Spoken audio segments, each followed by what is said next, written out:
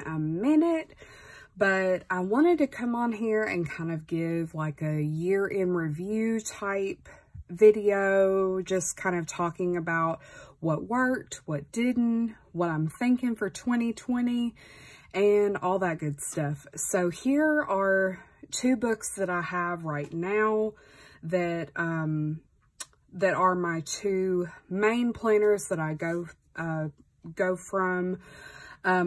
This one is my PP Weeks, and I've been using it since October, and it's been working pretty well. It is kind of like a hobo alternative, and I really like it. The cover I've got on here is from Foxy Fix. It's in the French lavender. It is beautiful. I love it. Here I've got this little book in here, and then my actual weeks. So we've got it, we're about 30 some odd pages in, because I really haven't been doing a whole lot as far as like planning goes, but I really wanted to get back into it. So I've been doing some, you know, little bit of decorating here and there, off and on, things like that. I need to plan out for, well, I've got today done, but I need to go ahead and do everything else. This is working for me. However, I find myself missing being in an A5 as far as my daily planning and stuff goes, because I've been working with the system where I do my daily plans, one per page, along with, you know, just kind of doing like an affirmation reading every day. And I find that it's just really hard to squeeze all of that in on such a small page. So I'm thinking about converting this into a kind of a brain dump and a general note-taking goal book and social media planning. So I'm not going to be putting this away, but I am thinking about converting it into that, because I've still got plenty of pages to plan on and everything. So that's kind of the idea for this, but it is working for me. No complaints. I just, I think I prefer just a bigger size. So this is what I've been using. And can we check out the spine there? Love it. This has been my tarot planner for quite some time now. And it is honestly one of my absolute favorite notebooks to use. It is from a brand called Minimalism Art on Amazon, and they also have their own website. And I've got it in a Imperfectly Perfect Bujo sleeve. Got some stickers over here. This is one of their soft bound journals. So this is like a leatherette feel, and I believe it has 192 pages maybe.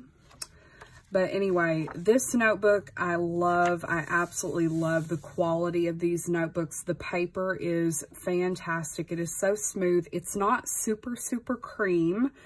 It is, I mean, you can tell right here, this is kind of a white background on a sticker. And you can tell just how creamy the pages are. But what I really like about it is the paper is super smooth to write on. I love that. You can do pins on it. There's not a whole lot of ghosting that I've experienced. I've watercolored in this, and it makes a little bit of a crinkliness, but not too terribly bad. If you go light-handed with it, it's not too bad. This is like a very free flow journal for me. So I put pictures in here, different little bits and bobs, tip-ins, got really into the fold-outs and stuff, stickers. Where's the page with the watercolor on it? I don't know, it's just kind of like a general journal. And okay, so here's the watercolor. So we've got it on this page, I'm not entirely sure if I'm in frame or not. I hope I am. So this is all just completely watercolor put on there. No kind of a base underneath it, and you can't even see it on this side. So that's kind of what sold me on this journal. Plus, it is so inexpensive. These journals are less than $10. And I don't know. I really like them. I've really gotten into the softbound notebooks for some reason. I just really, really like them. So this journal has definitely done very, very well for me, and I would totally buy another one. But I do want to get this one filled up first. But like I said, this is like my daily tarot slash what I did that day. Kind of like a tarot journal and a diary in essence. So this is what I'm using. And now for what I'm thinking for 2020. I don't want to overwhelm myself. And I forgot to grab my budget planner, but the budget planner did work for me. I just got really lazy and quit using it for a while, but it did really work for me. And it was the Erin Condren Deluxe Monthly, and it is up in the front of the house. I can't believe I forgot it. But anyway, if you're looking for a good budget planner, that is a really good one to go for. Now, I will say that you do have to kind of do your whole layout every month, but it's once a month. You do it then and it's done. So anyway, I'm wanting to keep kind of the same energy here and having two main planners. So I remember before the Black Book came out, I ordered another notebook from Archer and Olive, and it is this one, and I don't think I have ever written in it. No, I haven't. So it's just been sitting there catching dust for months. So I think I'm finally going to use it. It's this beautiful blue with the crystal on the front. No gilded edge. That's going to have to go. So brand new notebook, never been used. I think this one's probably going to be my daily planning notebook. Because I loved the Black Book, but I think I want to go back to using white pages for daily planning, because I did find the Black Book to be a little bit more difficult, I guess, to work with. Like, it was definitely a learning curve trying to figure out what pens you can use.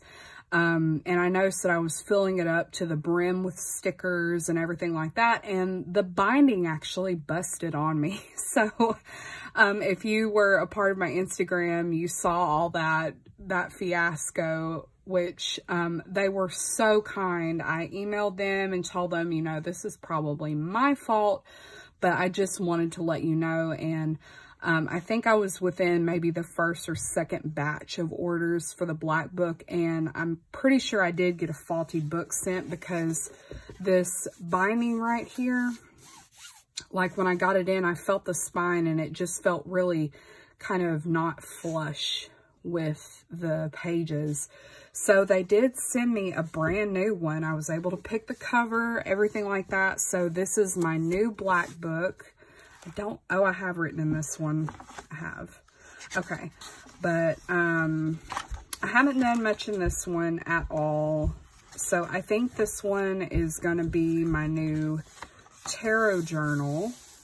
I think that'll be really fun to use the black paper for a tarot journal. And, I mean, it's okay that I've got the first few pages written on. Very, very minimal. I don't think I did any pen testing back here because I already had one of these, so I kind of knew going in what to expect. And I really feel like the paper quality is different in this too. The paper doesn't feel quite as scratchy, I guess. So I do think that they improved the paper quality a little bit in this. I mean, this side feels a little bit scratchy. So it's like a smooth on 2 pages and then a little bit of like a more texture on the other 2 pages. So I think I'm going to be using this for my tarot journal because I have hoarded notebooks and I need to use them. So it's kind of a shop my stash, if you will. So I will be setting these 2 up for the next year and putting them in my Bujo sleeves, all that good stuff, because, you know, your girl's got to have her Bujo sleeves for sure. Last notebook that I really want to use, it's a choose between these 3. This notebook, what I'm thinking, will be mainly for doing like lessons and stuff in units and everything, like faith study and all that kind of stuff. So I've got these 3. This one has been written in a little bit, but it's got the perforated pages that I can just rip out. I need something that is kind of composition size and lined. This one isn't going to have any stickers go in it. It's just strictly for writing stuff down, doing lessons and things like that. This one I don't think has been written in. Yeah, it's been written on like 1 page. This is one that I got from CoWall back in 2017. So yeah, like these kinds of notebooks, I hate to use them because I never know what I want to use them for. So that's why they've just been sitting there, and they're Erin Condren notebooks. This one is one that I got from Office Depot a couple years ago, and it might be one, but I've written in quite a bit there. I like the cover of it. I like that it feels really nice. Stuff like that. There's a couple little stains on it, but it's okay. So I'm thinking of keeping it down to 3, maybe 4, because this one I can't really, I don't know.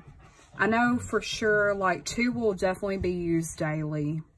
The 2 A5s will definitely be used daily because I do my daily plans as well as do a daily tarot reading because I'm trying to learn all of the cards and everything. My dogs are playing in the background if you hear anything. So yeah, this one would be more for like an on-the-go brain dump, note-taking, like I need to write this down immediately. So I can see this one getting quite a bit of use, but I don't know, would you really classify it in the same realm? I don't know. Anyway, and then this one might be a daily, every few days, kind of just whenever I pick up and am able to make some time for lessons and things like that. So anyway, it has been so tempting to pick up a new notebook. I really am interested in the Minimalism Art premium line, the B5s, and I may go ahead and pick one of those up. I don't know. If I did pick one of them up, it would be more for like this type of a journaling. It definitely wouldn't be for bullet journaling or anything like that. It'd be more for like lessons, just in a really nice notebook.